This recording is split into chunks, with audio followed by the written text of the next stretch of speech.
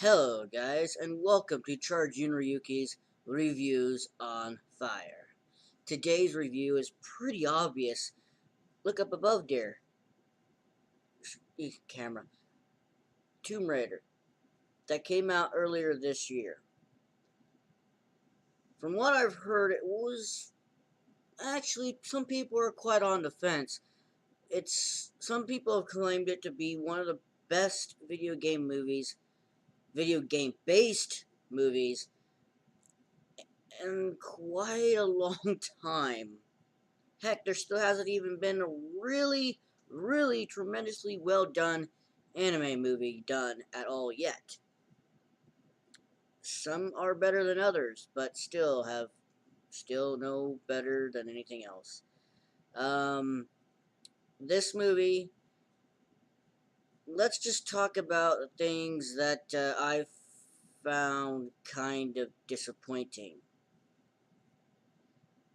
Um, First of all, it's Laura Croft. We don't need to see her, as if we that we don't know that she's a strong-willed woman. That once she sets her heart on something, she doesn't stop. She fights for it. She keeps going, and we don't need to know that. We already to see that in the movie. We already know that. Anyone who's a fan of Laura Croft, who's watched Angelina Jolie's movies,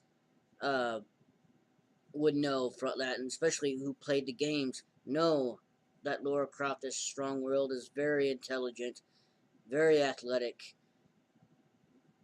and overall just has a really good heart.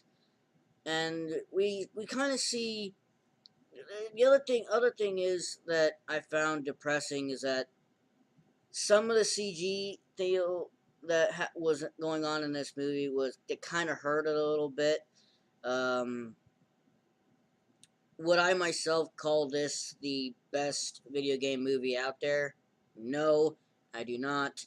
The story is a little bit is different from how it is played in the game, and I've played the game, so I know what I'm talking about.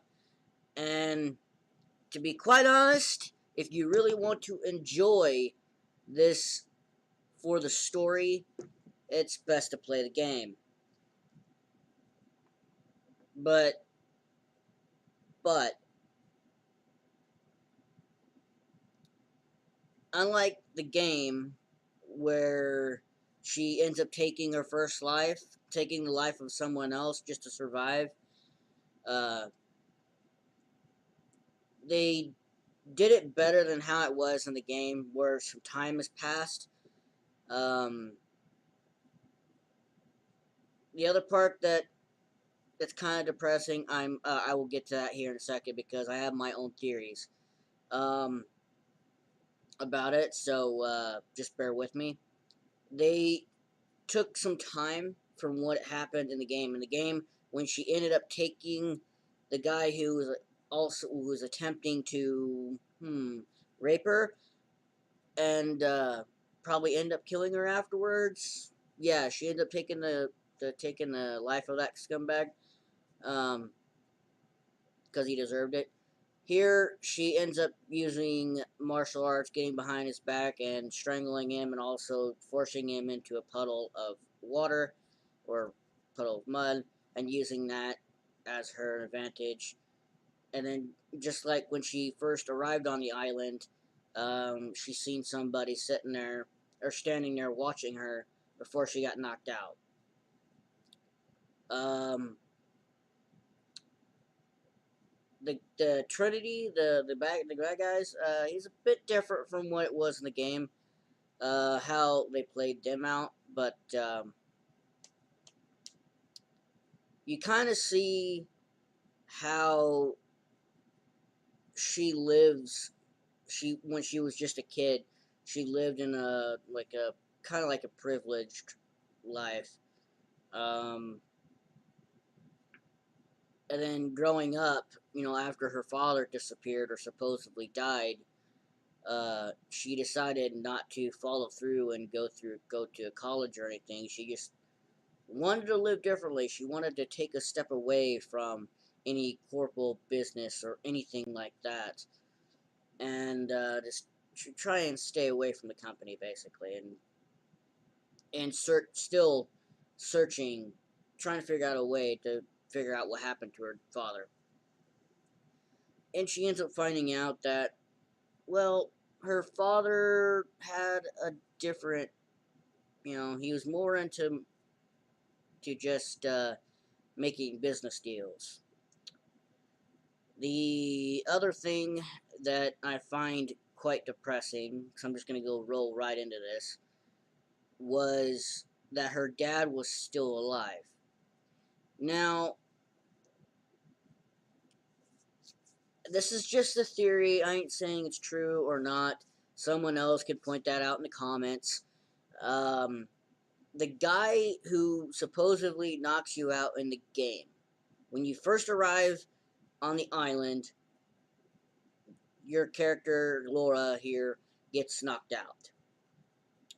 She wakes up in a cave-like shrine area right over a pit, hanging upside down.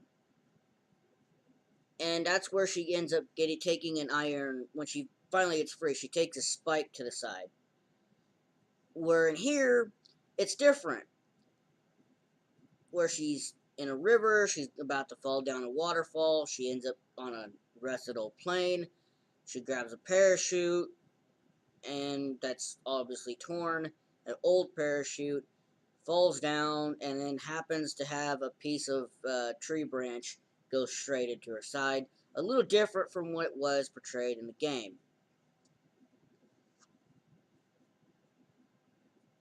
Here,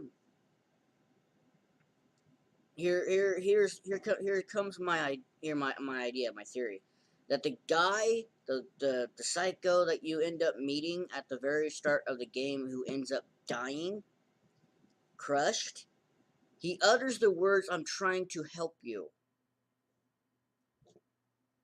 In the movie, when she sees who this guy is and realizes that it's her father, that he's alive, it takes her a little bit to get him to believe that she's real, that she is there.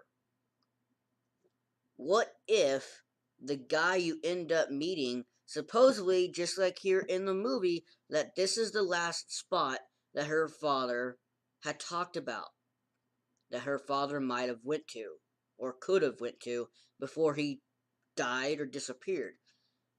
In like the past movies, like in like 2001 with Angelina's first Tomb Raider movie, which happens to be better than all the rest of them, than all her other ones. To be quite honest, it's always the first one that seems to be better. And I'm not dissing on Angelina Jolie or Alicia Vikander here.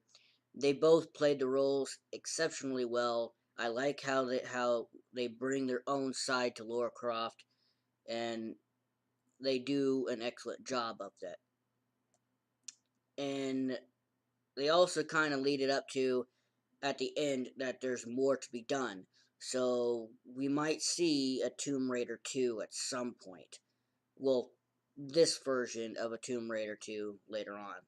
Because this is a younger Lara Croft, before she became the two-gun toting boom boom boom Tomb Raider Tomb Raiding badass that we know that she is. What if that guy happened to be her dad, who had ended up completely losing his mind and just gone completely mental? Let me know in the comments down below if you also thought that, or have your own theories. The other thing that I found a little disappointing is that when in the game you have more than just Laura and another person on the boat that goes down there with her, that goes on this journey with her. You got some you got Laura and her friends, and also happens to be one of them happens to be a descendant of Himiko. Now in the game, they made Himiko just like here at the starting out that Himiko was a bad chick. That Japan's first queen, the Death Queen, she was bad. She learned magic from shamans or whatever, and was like at the touch of her hand, death just occurs. What if she didn't know any magic, but what she had was a bit of a curse of her own, or a bit of an ability that she had no control over? That any slight of touch causes the person to immediately get infected and become almost like a zombie and just lose all control of themselves. In in the game, you learn more about this, and you learn more on what happened on and why no one's allowed once they arrive on the island, no one's allowed to leave. Here they say they can't leave because she won't let them. Because in the game, the storm is alive because that is Himiko. Himiko was buried alive. In the game, they claimed that she was in the movie, but she was a ritual sacrifice. She sacrificed herself to protect millions of what she was immune to. She was immune to whatever she had, but no one else was. Here in the game, it was totally the opposite, where she was using magic, causing all this kinds of devastation, destruction, to where she was finally taken deep within an island in a mountain cave, to where she was buried alive, basically, by her own samurai generals, who also happened to be the enemies as well as the other guys that you would have to deal with, other possible survivors that you would have to deal with in the game as well. Here, you only have to deal with people that are from a company called Trinity, who wanted to have control over the supernatural. And what if it wasn't just supernatural? What if it was just a disease that no one had a cure for at that time, that caused the infected to lose all control of themselves and act like a zombie?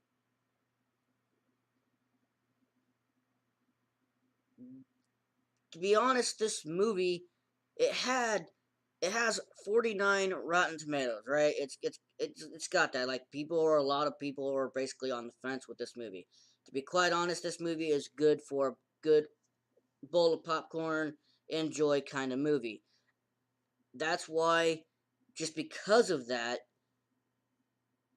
it gets a 7 out of 10.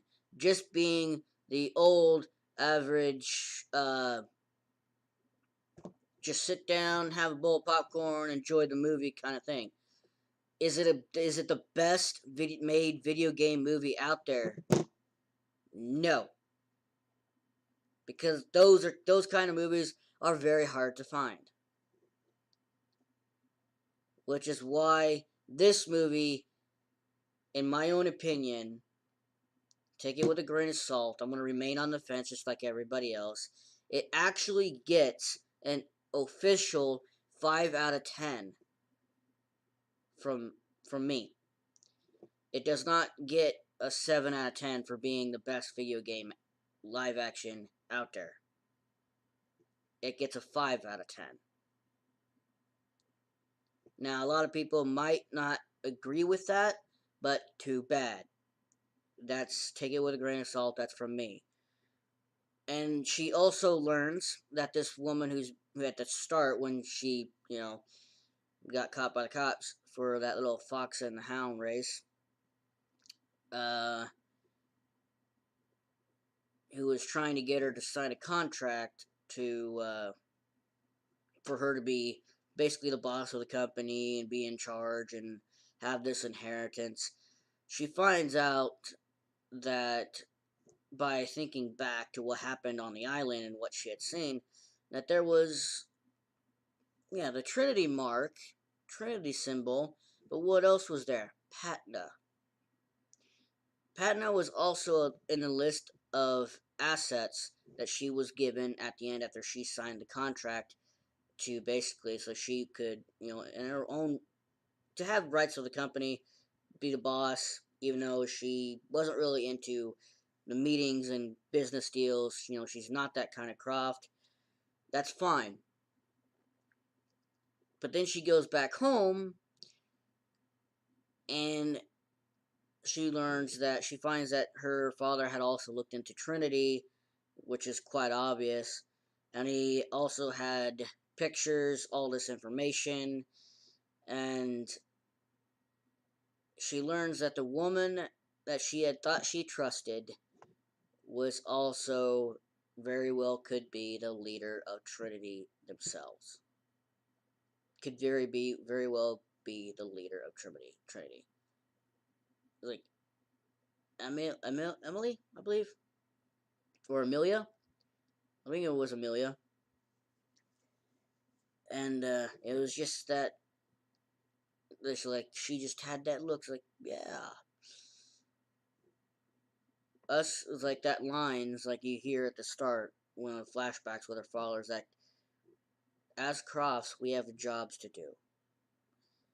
So that line kind of plays back at the end, which takes you back to that pawn shop where she had given her little pendant or whatever to the guy to get money to go toward to the island.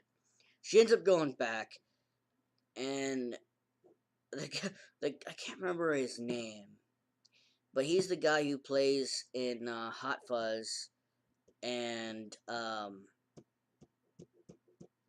another zombie movie. That's quite a bit of a comedy. It's quite funny. Um, it You notice that the weapons that she takes notice of, that she sees, and like bit of a glare, in the back, and she notices is like, wow, these guns are nice. I'll take both. Which is why she ends up becoming the gun-toting badass that we know her as today. Yes, I'm giving this movie an official 5 out of 10. I'm remaining on the fence. It doesn't mean that it officially is a bad and terrible movie. No, it is not.